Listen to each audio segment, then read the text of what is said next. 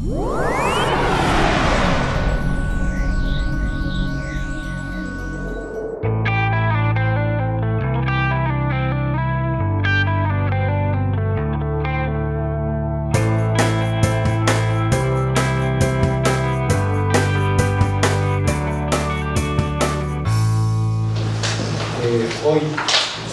tenemos invitado a don Carlos Fernández y a Santiago Sánchez García. En principio Sánchez Cabeza lo hemos dejado para la semana que viene, porque la semana que viene no hay más que un conferenciante del tema. Entonces, ampliamos esa cosa. Y nada más, muchas gracias por asistir. Dejo la palabra a Fermín, que es el que tiene que presentar la tema. Muchas gracias. Bueno, yo presentaré un poco a estas dos personas que han hecho gran colaboración, pues en parte con ADN y en parte por su sierra, con la sierra y el Carlos. Carles ha estado siempre en grupos de ecologismo, ha sido diputado en Valencia y bueno, ha escrito algún que otro libro como ese que tenemos ahí, y siempre que le hemos pedido ayuda o que nos venga a contar alguna cosa, pues siempre viene a contar su opinión sobre la parte del ecologismo. Y por la otra parte Santiago Sánchez, que es más conocido en el pueblo. Pero bueno, en mi parte decirle también, agradecerle la gran labor que ha hecho por ADN, también por su sierra, por su divulgación también a los dos de lo que es la sierra, y en este caso Santiago por las fichas que ha hecho ADN, que están todas publicadas en la página web, todas las que tiene, son 450, aún tiene más. Y bueno, y los dos vendrán a darnos su opinión y su visión sobre después del incendio y cómo ven el futuro de nuestra sierra. Y ahora, sin más eso, pues que hablen ellos.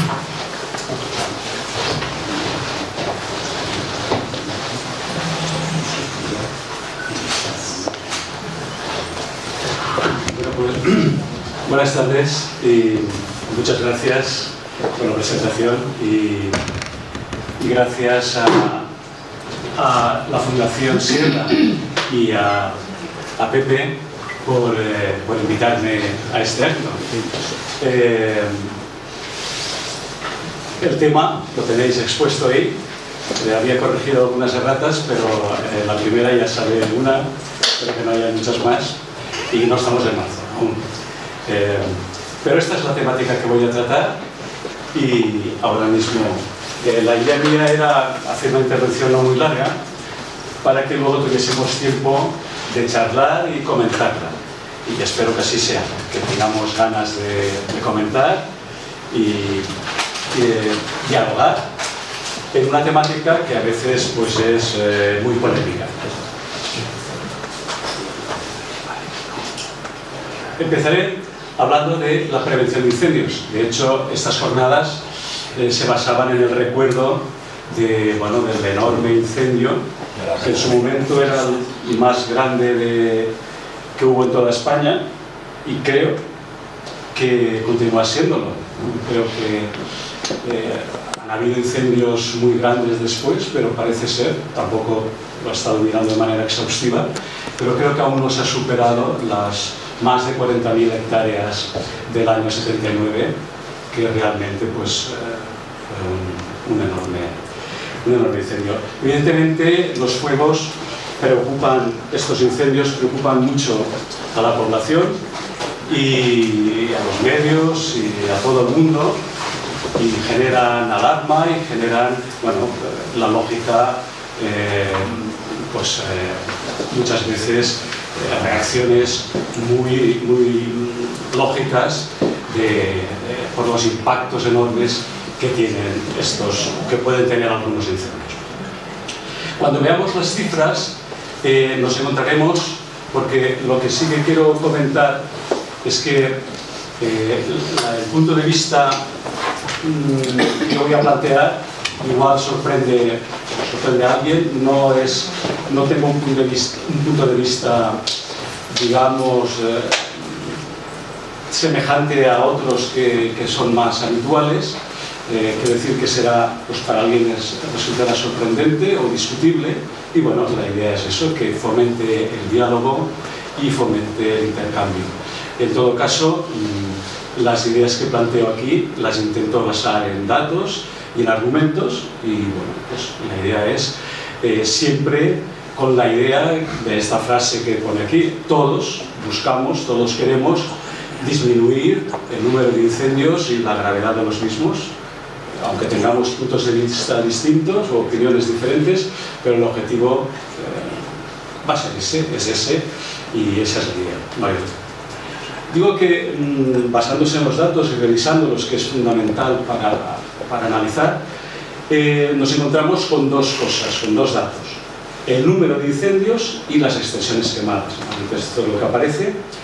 Y sobre el número de incendios, las medidas que deberían adoptarse van a ser medidas de prevención, por eso el tema básico es de la prevención de incendios, que comentaremos.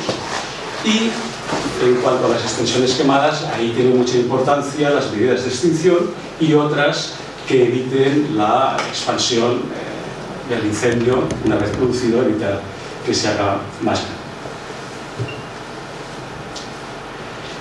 En todo caso, quiero insistir en esto de que aunque los incendios sean muy graves, hemos de pensar lo más fríamente posible y de la manera más racional y argumentada. Muchas veces serán respuestas muy viscerales, muy tremendistas, y eso puede no ayudar a encontrar soluciones bien encaminadas. Por ejemplo, se repite mucho en la prensa que los incendios que hubieron, por ejemplo, este año pasado eran los más grandes o de los más grandes, o que cada vez hay más GIF. Estos son los grandes incendios forestales. Bien, de momento en nuestro territorio esto no es así. No estamos teniendo más grandes incendios forestales que, por ejemplo, en la década de los 70 o 80. Podrán haberlos, a lo mejor, es posible, tenemos un riesgo creciente, pero de momento no es cierto esto. Hemos tenido, por desgracia, muy grandes incendios en el pasado. Este, desde luego, que conmemoramos el más de todos. Y efectivamente el riesgo es muy elevado, y seguramente conforme vayamos agravando, porque es responsabilidad humana, responsabilidad nuestra, el cambio climático, el riesgo se incrementará. Pero yo me gustaría insistir en que no pensemos en esto como una cosa inevitable. De la misma manera que los efectos del cambio climático van a ser más graves o menos dependiendo de lo que hagamos, y lo peor que podemos hacer sería no intervenir en la línea adecuada. Con respecto a los incendios, aunque el riesgo seguramente va a crecer, no son inevitables, al menos una gran parte, porque recordemos, la inmensa mayoría tienen causa humana. Y insistiré en que podemos intentar prevenir y evitar incendios, y es posible. Aquí tenemos una estadística bastante completa. Todos los datos que voy a mencionar y que estoy mencionando son datos provenientes de la administración y referidos al País Valenciano, a la Comunidad Valenciana, porque es la realidad que tenemos más cercana. Naturalmente, en otras comunidades autónomas, ya no digamos en otros países, la situación puede ser distinta, muy distinta, en economía, físicamente, ecológicamente, en muchos aspectos. Pero creo que debemos acotar y centrarnos especialmente aquí. Son datos, y aquí vemos con los puntos tenemos el número de incendios, y en las barras las extensiones quemadas. Son dos tonos de verde según arbolado o matorral.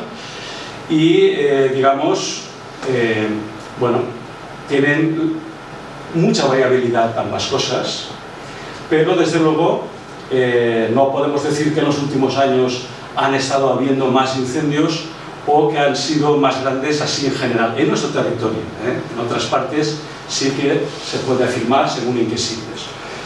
Bien, estos son los datos desde 1968 hasta el 2001 aquí, pero tenemos los datos más recientes si queremos consultarlos. Bueno, destaca esta barra casi en el centro, que corresponde al año 94, y ya veis, aquí tenéis las hectáreas quemadas, no sé si se ven bien, pero se llegaron casi a los 140.000 hectáreas en conjunto de varios incendios, pero hubieron incendios muy grandes ese año, pero también, por desgracia, en el 78, 79 y más tarde el 2012, y ahora no está aquí el del año pasado, que también fueron importantes, pero estarían, pues, digamos, llegarían hasta esta altura, porque se elevaba a unos 30.000 hectáreas quemadas aproximadamente. Bien, estos son datos para tener en cuenta, y aquí en particular están los grandes incendios forestales también en nuestro territorio, y vemos que, bien, aunque son un problema y que unos años hay más o puede haber menos, grandes incendios se refieren los de más de 500 hectáreas. El número es un poco arbitrario. ¿Por qué 500 y no 400 o 628? Es un número que desde el principio de las estadísticas se mantuvo, en principio pues es una referencia. Bien, pues lo mismo, y aquí si hubiéramos ampliado más los años anteriores, aún habríamos visto también números muy importantes. Entonces, bien, es simplemente para que tampoco creemos un alarmismo excesivo y que en todo caso tengamos en cuenta la historia y los hechos reales. Volviendo a la diferencia un poco entre número de incendios y extensiones, que ya hemos visto que cambian, varían mucho, sí que se podría afirmar, vuelvo a decir, en el territorio valenciano, que las extensiones quemadas han ido descendiendo con el paso de los años. Esto puede ser atribuible, yo creo que básicamente al incremento de los medios utilizados, de la cantidad de recursos económicos, humanos, y el mayor conocimiento y experiencia de toda la sociedad, de los bomberos, de los mecanismos de detección, de prevención. Esto no se puede negar que ha ido mejorando con las décadas, y sí que se puede ver que realmente han ido disminuyendo a lo largo del tiempo, no tanto como quisiéramos, porque desearíamos todos que disminuyeran más. Pero sin embargo, el número de incendios básicamente se han mantenido más o menos por una cifra que viene a ser 400 y pico, como la media total de todos los años que disponemos de estadística, viene a estar en 420, y esta cifra se ha mantenido bastante. Aquí están divididos por quinquenios, claro, no vale coger un año solo o dos, porque varía mucho, pero por lo menos periodos de 5 o 10 años. Lo podemos calcular de varias maneras, pero el número sí que ronda esta cantidad. Yo de aquí quiero sacar una conclusión o una idea, y es que ese número deberíamos de disminuirlo, que no se ha hecho lo suficiente para disminuirlo y que podría disminuirse. Y podría disminuirse con inversiones, creo que muy inferiores a lo que se dedica a la extinción, que no obstante, obviamente es necesario mantener medios importantes para esta extinción. Entonces, vuelvo a decir, aún ahora tenemos cifras parecidas de número de incendios a las décadas de 70, finales del 70, 80, aún son cifras semejantes, y aunque hay que decir que estos últimos años sí están disminuyendo. Lo que pasa es que es aún muy pronto para que estadísticamente pueda ser significativo, y aún es pronto para decir que es una tendencia clara. Pero básicamente el número aún es muy alto, y yo creo que esos números deberían disminuir, y podríamos hacer, y depende de nosotros, que disminuyan. Bien, más o menos lo que dice el resto de la página ya está comentado. Entiendo también que la prevención es prioritaria, no se puede abandonar obviamente las medidas de extinción, pero la prevención es fundamental. Los incendios que no haya no quemarán y, vuelvo a decir, la cantidad de dinero, de medios, de vidas incluso, de daños que se evitarían, pues es fundamental. Es importante que tengamos en cuenta que podemos disminuir. Y comento un experimento natural, podríamos decir, una demostración de que se puede disminuir el número de incendios porque la inmensa mayoría son de causa humana, el 80%.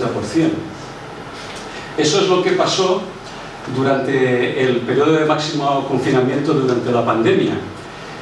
No estoy diciendo con esto que debamos confinarnos otra vez, ni mucho menos, ni que deba de haber pandemias cada 2 por 3, pero sí que si realmente la sociedad considera que los incendios son un problema muy grave, que cada vez el riesgo va a incrementarse, que cada vez habrá más posibilidades, pues deberemos de tomar más medidas que no sean lesivas para nadie, que no sean costosas, que no afecten a derechos, desde luego, pero que sí que podemos hacer cosas para mejorar.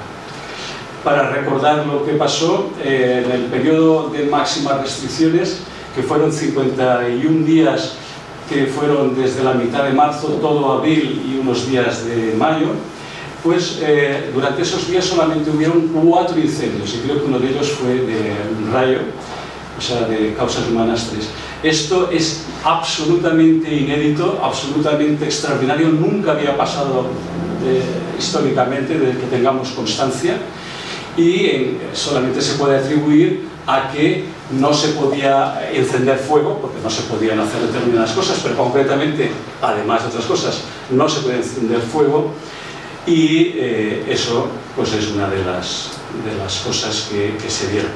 Concretamente, en el mes de abril, que todo él estuvo afectado por las restricciones, solamente hubieron 3 incendios, y eso era 10 veces menos que la media de los 10 años anteriores. Es decir, también es una cifra que nunca se había presentado en un mes de abril, y que no puede atribuirse a causas climáticas, o no únicamente. El clima varía, pero ese año no fue excepcional ni benéficamente ni en aspecto negativo, ni ese mes, y no se puede atribuir más que a este tema que estamos diciendo.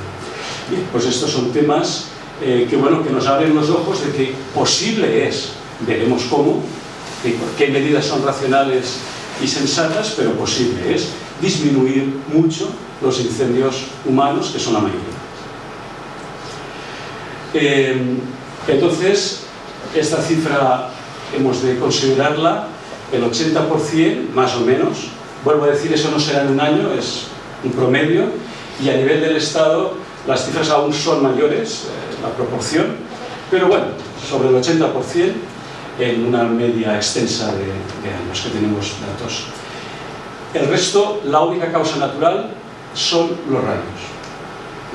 La vegetación jamás se quema ella sola porque haga mucho calor, o porque haya mucha sequía, o porque dé mucho el sol.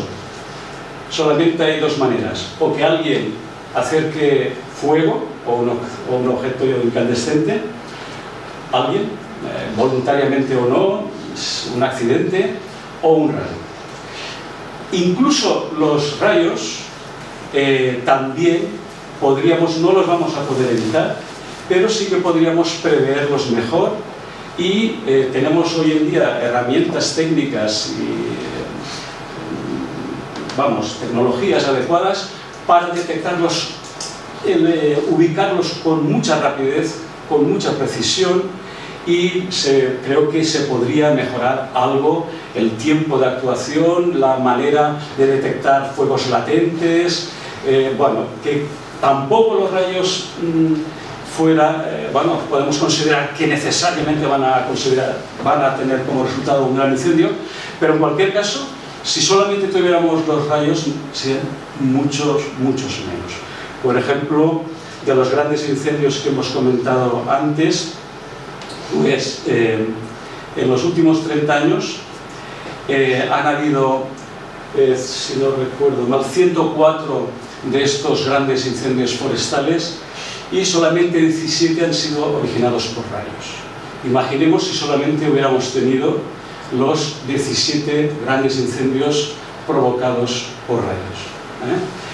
Quiero decir, los 104 de los últimos 30 años, los grandes incendios, los de más de 500 hectáreas, que son los que más nos preocupan. Estas medidas que estoy planteando, además de estas que son las que siempre hemos considerado, vigilancia, disuasión, información, educación, pero muy concretamente debería buscarse alternativas también para las quemas agrícolas. Son una de las, bueno, es la causa individual más importante y tiene alternativas que pueden ser totalmente deberían ser totalmente gratuitas para el propietario, naturalmente, y para el ayuntamiento, aunque algunos ayuntamientos están haciéndolo ya motu propio, pero yo entiendo que deberían correr a cargo de la comunidad autónoma y con fondos europeos que hay de sobra destinados a este tipo de finalidades, y que además liberaría a los agricultores de una tarea peligrosa que es manejar el fuego, de tener calendarios que a veces se violan, a veces incluso ateniéndose ellos cambia bruscamente el viento, o hay accidentes, hay negligencias, y el caso es que es la causa actual individual más importante de las negligencias que ocurren.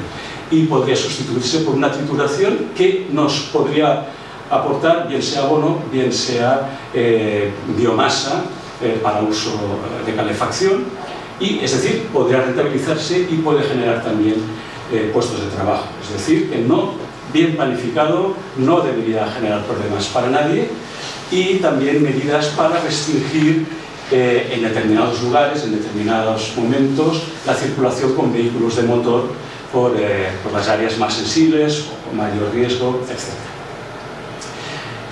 Estas tareas realmente son las que entiendo que deberían considerarse prioritarias sin abandonar otras. No sé por qué ahora no. Sí. Y bien, para acabar un poco de esta visión, quería recordar que muchas veces llamamos prevenir incendios a actuaciones que son de eliminación de vegetación. Muchas veces dicen, bueno, pues para evitar los incendios lo que hay que hacer es eliminar el matorral o eliminar este tipo de vegetación. Bien, hay que decir que estas medidas, estrictamente hablando, no evitan nunca ningún incendio. O sea, eliminar la vegetación no evitan ni un solo incendio, ni lo han evitado jamás, porque la vegetación jamás se enciende ya sola si no le cae un rayo o un humano pone fuego cerca. Esto incluso puede generar, muchas veces genera, unos ecosistemas, dependiendo de cómo se haga esa eliminación de vegetación, que son mucho más inflamables que lo que había antes. ¿Por qué?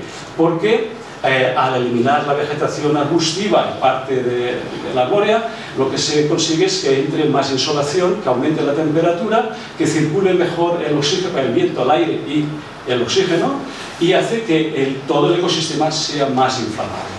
Y que luego las plantas que nazcan y rebroten, bueno, las que rebroten no, pero las que nazcan de semilla van a ser más inflamables porque son más tolerantes con el sol y son plantas más inflamables, y muchas de ellas, de las pequeños arbustos y herbáceas, no rebrotan, y entonces la situación puede llegar a ser más inflamable y mayor el riesgo de ignición. En fin, esto pues, es algo a tener en cuenta. Con esto no estoy diciendo que las discontinuidades vegetales no tenga que hacerse ninguna, no estoy diciendo eso, y bien sea cortafuegos u otro tipo de discontinuidades, sí que entiendo que pueden tener su lugar en el bosque, pero no le llamemos prevención de incendios, llamémosle adecuadamente se trataría bien sea para ayudar a la extinción, para limitar la propagación del fuego, para defender zonas habitadas. Esta tercera creo que sería muy prioritaria. Ahí sí que tiene mucho sentido para evitar que el fuego llegue a casas, a personas, a poblaciones. Ahí sí que, bueno, es prioritario por encima de otras consideraciones. Y en las otras, siempre que esté justificado y adecuado. Pero, recuerdo, todo esto va a ser útil para con un incendio ya declarado, pues pararlo, detenerlo, disminuirlo, pero no evitar incendios. Es importante que lo tengamos claro. La prioridad siempre sería evitarlos. Y en todo caso, las discontinuidades que hagamos, pues sería importante que sean siempre selectivas y localizadas. Muchas personas invocan, vamos a quitar vegetación, y no importa dónde, no importa cuándo, no importa de qué manera, parece ser que si eliminamos vegetación, pues será mejor. Primero, es falso, y segundo, pues es peligroso, porque a lo mejor estamos gastándonos dinero y haciendo tareas y generando impactos que después no sirvan de nada, y que además ya generan estropicio. Entonces, han de ser así, han de estar siempre bien planificadas por equipos pluridisciplinares, a ser posible. Bien, ahora hay muchas metodologías también informáticas que ayudan, pero luego me referiré a las limitaciones que tiene esto. Han de tener objetivos claros y concretos, es decir, esto lo hacemos para evitar los vientos dominantes que hay aquí, o teniendo en cuenta la estadística de incendios que han habido en las últimas décadas, o teniendo en cuenta la inflamabilidad, es decir, respondiendo a objetivos concretos que justifiquen la acción y la ubicación concreta. Y también evaluando los resultados. Esto no se suele hacer casi nunca. Y esto también vale para repoblaciones y demás. Y algunas veces cuando se evalúan los resultados de manera seria y objetiva, pues tiemblas al ver cómo se han dilapidado millones de euros con muy poco rendimiento. Y además se permite pues decir, bueno, y esto, asegurar que haciendo eso se evitarán, y nadie se preocupa luego de asegurarse de que estas afirmaciones se cumplen. La afirmación que había hecho antes sobre que limitando las quemas se pueden disminuir, tiene la ventaja que se puede comprobar. Se puede decir, durante un año o durante X tiempo vamos a aplicar esta medida en estas comarcas y tal, y vemos qué pasa. Y se podría comprobar facilísimamente. Otras cosas no, o no se comprueban. Si no se dan estas condiciones, vuelvo a decir, pues puede ser que no sean eficaces y que estemos causando impactos. Porque impactos generan tanto los clásicos cortafuegos como otras medidas de limpiezas, mal dichas limpiezas, porque la limpieza de verdad es quitar basuras y, en todo caso, material muerto, otra cosa que podamos denominarla así, pero eliminar vegetación viva no deberíamos llamar limpieza. Vuelvo a decir, si son discontinuidades planificadas y con objetivos claros y demás, pues vale, pero aclaremos las finalidades que tienen. Se han hablado ya de los impactos de este tipo de actuaciones, de tipo paisajístico, que no es irrelevante, a veces es muy importante, a veces no, a veces es secundario. Sobre la vegetación y la fauna pueden ser muy importantes. Los más importantes, los daños al suelo, porque sobre todo cuando hay pendientes, si eliminamos gran parte de la vegetación o toda y la mantenemos mucho tiempo en esas condiciones, porque claro, si no, si a los 2 días vuelve a estar la vegetación, no hemos avanzado mucho y además será más inflamable, pues hay que tenerlo en cuenta. Y también que los costes económicos son muy grandes, porque además, insisto, en el mantenimiento que debería hacerse.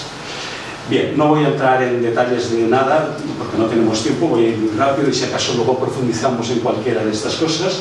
Recordar que la eficacia ya está muy discutida y pongo un par de citas en las cuales se refieren a diferentes publicaciones y autores que han cuestionado la eficacia, no ya los impactos, que también, sino la eficacia. Entre ellos, este estudio muy importante, el último, elaborado por el CEAM, que sabéis que es el Centro de Estudios Ambientales del Mediterráneo, que es una de las entidades pioneras científicas en el no solamente aquí en el País Valenciano, sino en toda España, incluso a nivel europeo, en materia de incendios.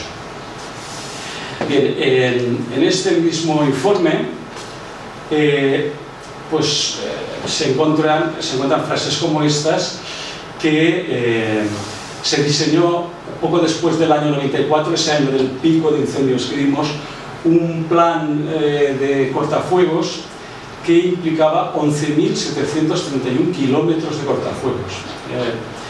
Imaginad que si esos kilómetros los ampliamos por 100 metros que tienen a veces la mitad, imaginad la superficie de la que estamos hablando. Bueno, es mucha superficie, más que el más grande de los incendios que haya habido jamás. Pero bueno, es lo que se planteaba. Pero 16 años después solamente se pudo hacer el 10%, y eso que había la voluntad política de hacerlo, pero es que realmente los costes económicos y de toda clase y las dificultades que eso implica, pues hoy en día se considera imposible, nadie sigue con ese plan. Y ahí también hay datos sobre el coste medio de apertura, es muy elevado, y de mantenimiento también. Bien, son datos también a tener en cuenta. Y también planteó el CEAM que en el periodo del 2012-2015, en el que se quemaron 62.000 y pico hectáreas, solamente 81 kilómetros de esos 1.100 estuvieron involucrados en la zona afectada, de manera que la inmensa mayoría no tenían ningún papel. Es decir, también hay que ver ese dato. Podemos tener cortafuegos por un lado y incendios por otro y sumar impactos de ambos. Vuelvo a decir que con esto no estoy diciendo que no deba de abrirse ninguno, sino que tengamos que considerar que son instrumentos caros, que debe de considerarse su eficacia y que debe de mirarse la minimización de impacto, o sea, maximizar la eficacia y minimizar los impactos. Y un último dato ya sobre esta temática es para recordar la dificultad de acertar.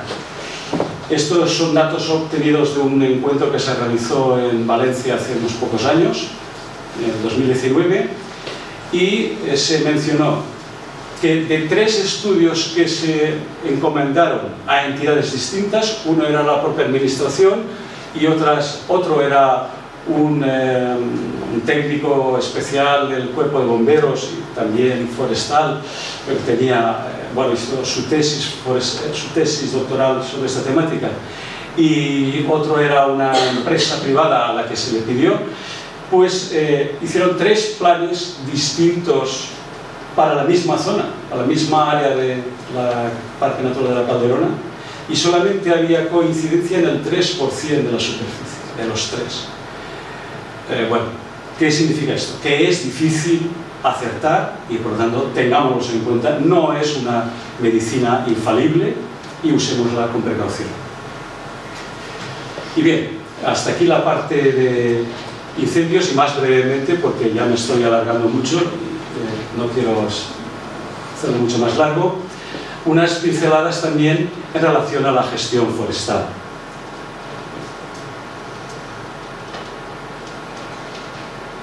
Bien, hablamos muchas veces de que queremos una gestión forestal o una mejor gestión forestal. Desde luego hace falta una mejor gestión forestal, pero lo que debemos hacer también es concretar qué entendemos por gestión forestal y detallar los objetivos que pretendemos. Para mucha gente, gestión forestal es equivalente a cortar árboles. Cuando dicen gestión dan por el sobreentendido que es cortar árboles o quitar vegetación a gran escala. Puede ser de otras maneras, hay diferentes tipos de gestión. No digo que no tengan que haber explotaciones forestales donde sea viable, donde sea realista, donde sea económicamente rentable y los impactos permisibles, pues evidentemente explotación forestal ha habido en muchas partes y hay espacio, pero hemos de tener en cuenta que no es la única posibilidad y dependerá de los objetivos.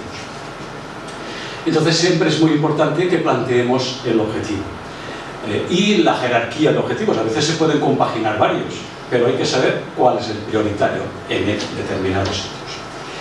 En todo caso, hagamos lo que hagamos, ha de ser sostenible. Incluso una explotación maderera también ha de primar la sostenibilidad. Luego veremos un poco más que entenderemos por esto, y debe ser realista y viable.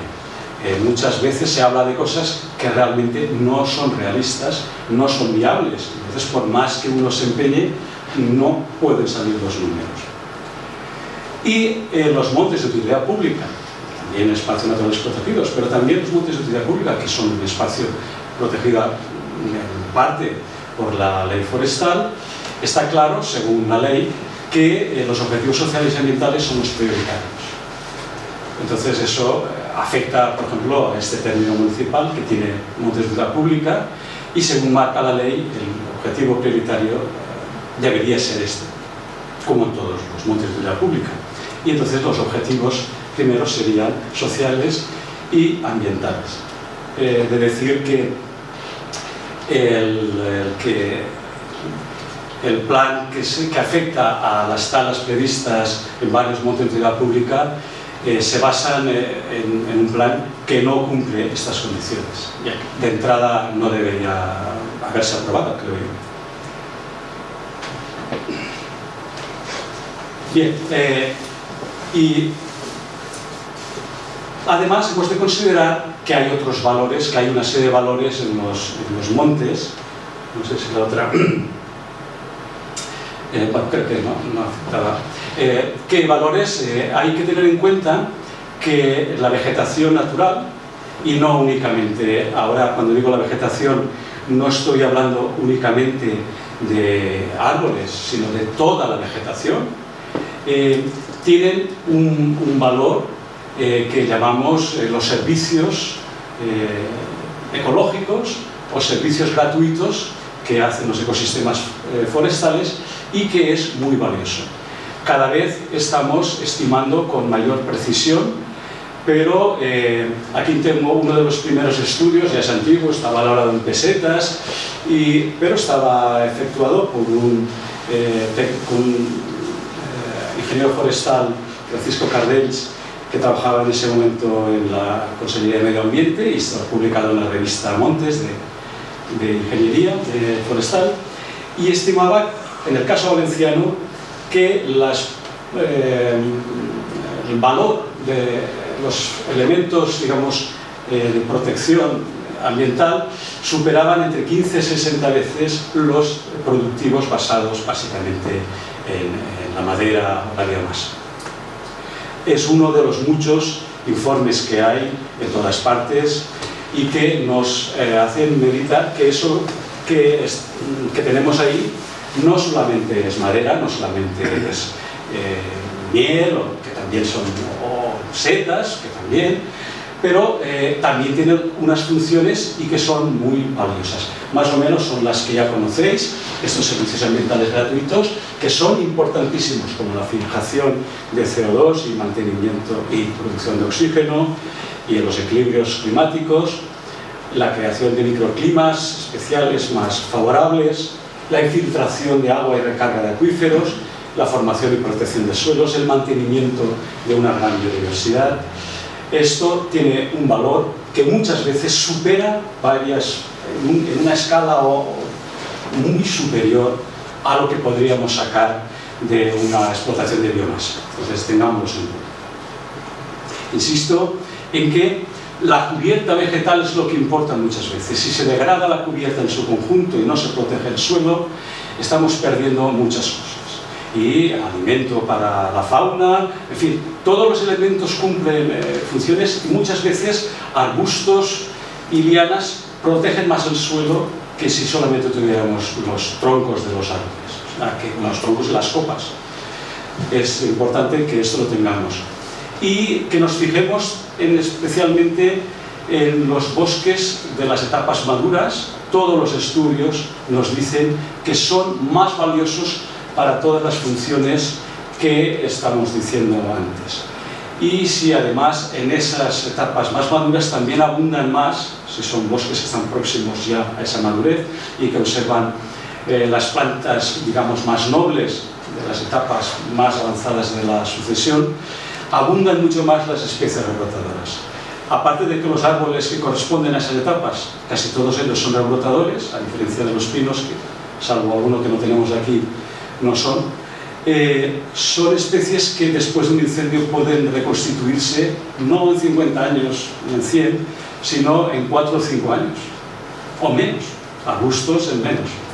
Y bueno, esto es una propiedad muy importante a tener en cuenta después de un incendio. No es lo mismo que se recupere un incendio de un encinar, una alcornocal, una robledal, con muchas especies arbustivas de este tipo, a que tengamos una pinada con muchas especies como aulaga, romero, tomillo, herbáceas, que tienen una respuesta muy diferente, aunque las semillas nazcan muy pronto a veces o no.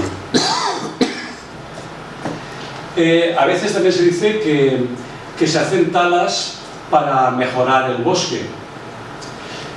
También tenemos que preguntarnos qué tipo de mejoras son las que, asociadas a esa gestión y esos objetivos, debería aclararse qué y cómo se quiere mejorar. Insisto, no en todos los lugares, no en todas partes, pero, por ejemplo, si estamos hablando de mejorar desde el punto de vista ambiental o de los servicios ambientales, entonces sí deberíamos, los bosques más deseables serían los más cercanos a la madurez, y el tipo de actuaciones ya deberían, los árboles que tuvieran que cortarse, el tipo de arbustos, si vemos que tienen que cortarse, que tienen que extraerse, o el tipo de formación que se tiene que promover y que se tiene que facilitar, pues deberían de ser los que nos ayudaran a buscar esa madurez y a buscar especies más de tipo rebrotadoras en nuestro ambiente. Y naturalmente, dependiendo, insisto, de qué lugares y qué objetivos busquemos. Pero muchas veces el tipo de mejora que están pensando unas personas no es este, y vuelvo a decir, en determinados lugares, y sobre todo aquellos que estén protegidos o tengan monte de utilidad pública, pues deberían de ir orientándose hacia ahí. Y insistiendo siempre que se pueda con acciones selectivas y cuidadosas, que eviten causar daños, que puede contar este tipo de actuaciones con ayudas y fondos europeos, después veremos por qué, y que priman buscar los bosques maduros, que hoy por hoy son muy escasos en nuestro territorio. Hoy por hoy son muy escasos, estamos hablando de apenas el 5% de la superficie valenciana tiene formaciones que corresponden a los bosques autóctonos originarios, y mucho de ese 5% aún están lejos de la madurez, pero por lo menos lo tienen más fácil. No todos los bosques maduros serían de este tipo, también de pinos, pero no todos los de pinos, sino algunos lugares, algunos tipos de pinos. Y además, para que una gestión sea sostenible debe cumplirse requisitos, y sobre todo uno muy elemental, que es el que en principio se considera que es no cortar más de la tasa de reposición. Eso es obvio y es una premisa, pero también es muy importante evitar daños a la vegetación valiosa que siempre podemos tener en medio de la que queremos eliminar o transformar alguna vegetación que puede ser valiosa y que debería especificarse y preservarse.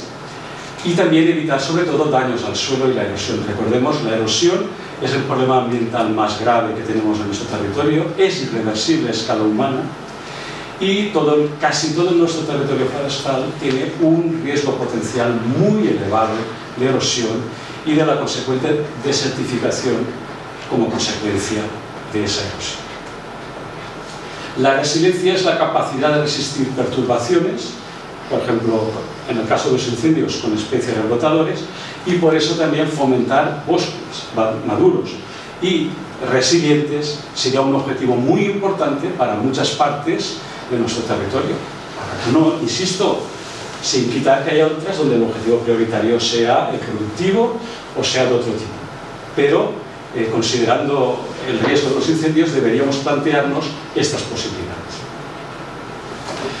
Y aclarando lo de las zonas de monte de utilidad pública, el plan de ordenación aprobado en el 2013 y que sirve de base para las salas que se efectuaron ya hace unos años, que se pararon por incumplimientos y que ahora parece que están ya a punto de reiniciarse, pues están basadas en este plan que se aprobó en el 2013 y que, aunque la ley es muy clara y dice que la prioridad fundamental se declaran, el artículo 9 dice se declarará de utilidad pública los terrenos forestales de propiedad pública que deberán ser conservados y mejorados por su trascendencia ideológica forestal o por sus funciones ecológicas sociales.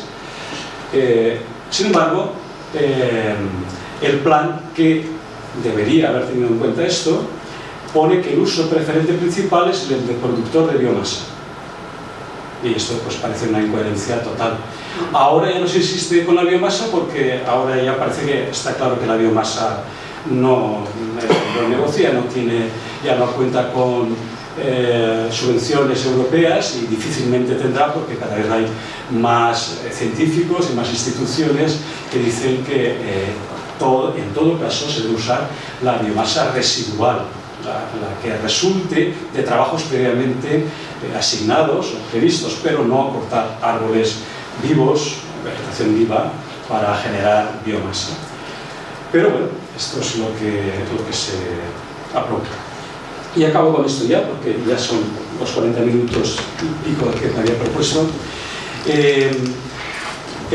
Hace poco la Comisión Europea presentó su estrategia sobre biodiversidad para el año 2030, que coincide con otros planes que también tienen entidades como la FAO, que insisten en la protección de los bosques y la preservación del suelo y la lucha contra la erosión.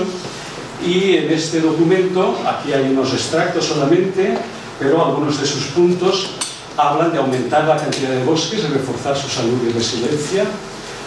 Ni la FAO, ni la UNESCO, ni Europa cree que nos sobren bosques, ni creen que están con muy buena salud, sino que deben tener mejor salud y mejor resiliencia. Y especifican los motivos, que son los que hemos comentado antes.